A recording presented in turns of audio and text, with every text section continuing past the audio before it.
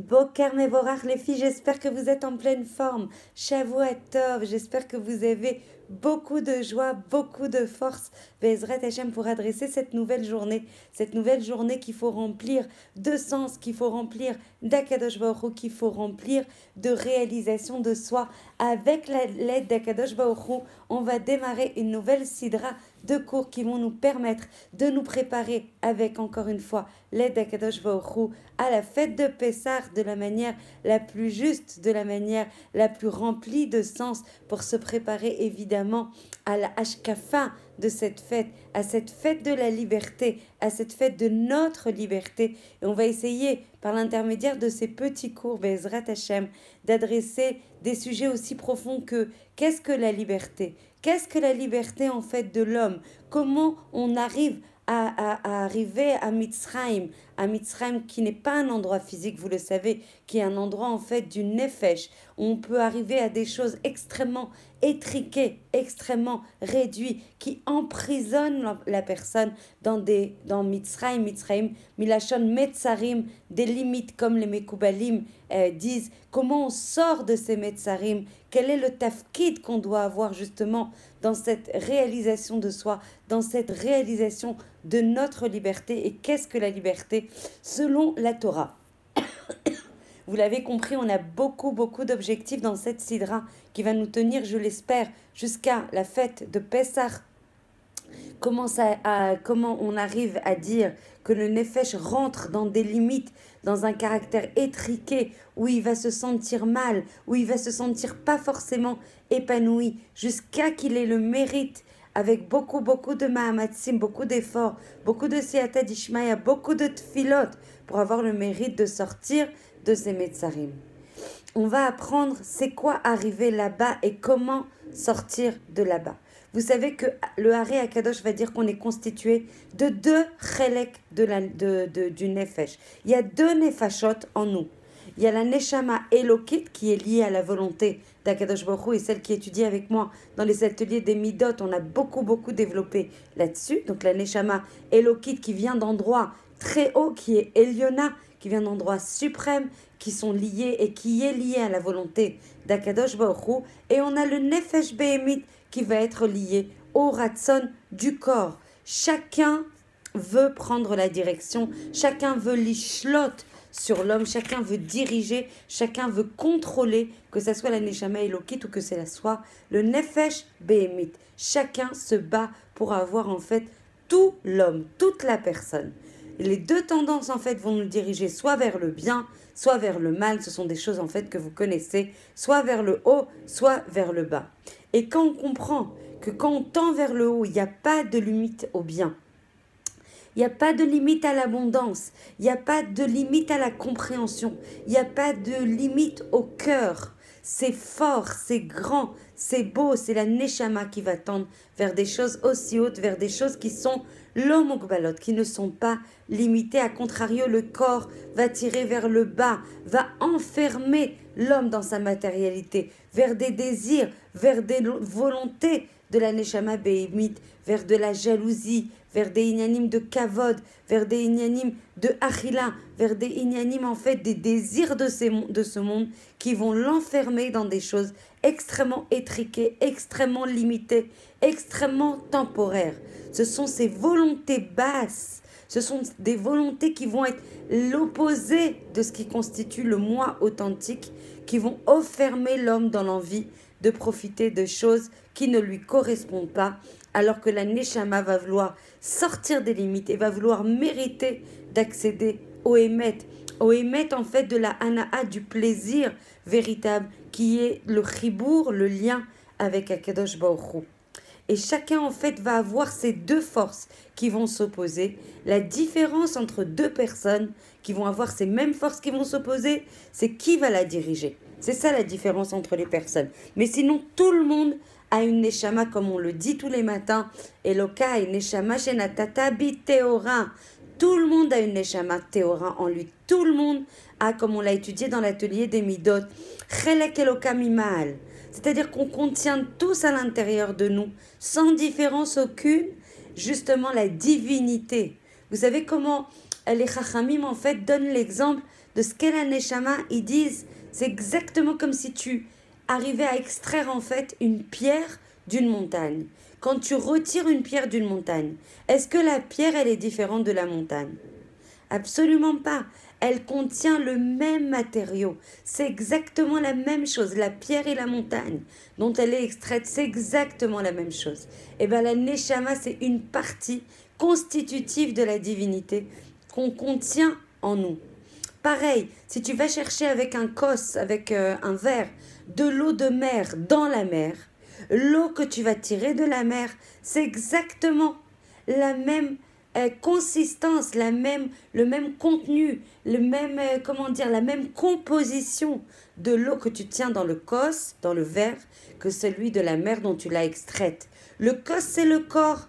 Le cos, en fait, il va venir contenir la neshama.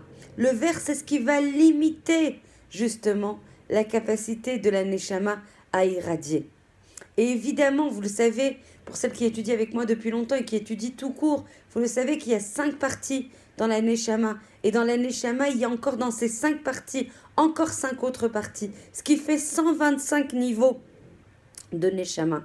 Il faut savoir que ça existe. Des fois, on n'arrive même pas au premier ou aux 5 premiers niveaux. Mais il faut savoir vers quoi il faut tendre, vers quoi il faut aspirer.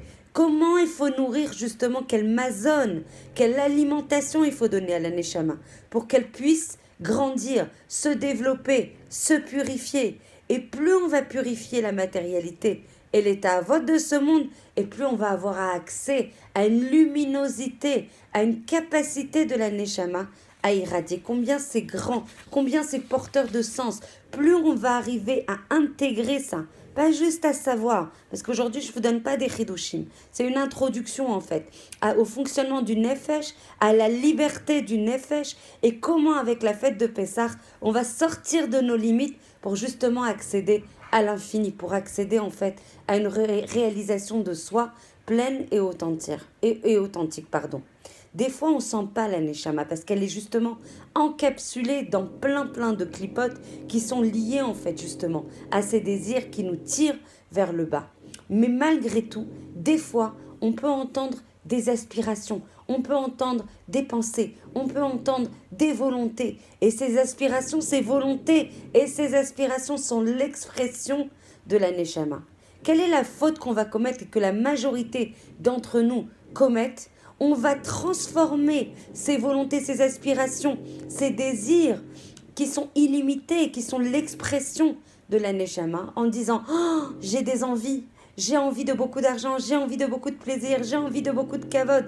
On va les albiches, on va, vêtir ces retsonotes, ces expressions en fait de la volonté de la Neshama en des choses qui sont tirées vers le bas, qui sont des retsonotes du gouffre. Et qu'est-ce qui va se passer? La Neshama, elle va rester vide, puisqu'en fait, elle a eu des volontés, des aspirations et des demandes, mais malheureusement, comme on a transformé ces aspirations, ces moteurs pour l'infini, pour des choses qui ont du kiyum, qui ont de l'existence, qui est de la gdusha, et qu'on a vêti ça pour des aspirations du corps, du coup, la Neshama, elle va avoir une sensation de rekanout tout le temps, une sensation de vide tout le temps.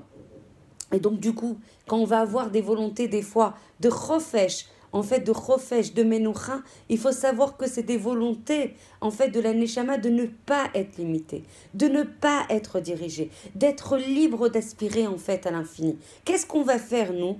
On va prendre ces aspirations de volonté, d'avoir de la menoucha, du sheket intérieur, du chofesh, et on va dire, ah, mais ça veut dire que j'ai besoin, en fait, de partir en vacances. J'ai besoin de ne pas rentrer dans le Seder Hayom qu'Hachem m'impose, dans l'organisation de la journée. Or, c'est le contraire.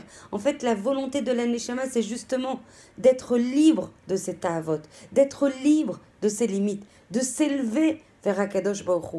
On dit que même ta'avat anashim, qui concerne évidemment les hommes, ou ta'avat anashim, malheureusement des fois, ça concerne aussi les femmes, c'est cette volonté de désir charnel, c'est aussi une volonté de chibour, de lien avec Akadosh Baruch Hu. On dit que ces gagouim, ces languissements de ces plaisirs, c'est parce qu'on a envie de se lier à Akadosh Baruch Hu, à la Shrina Akdosha.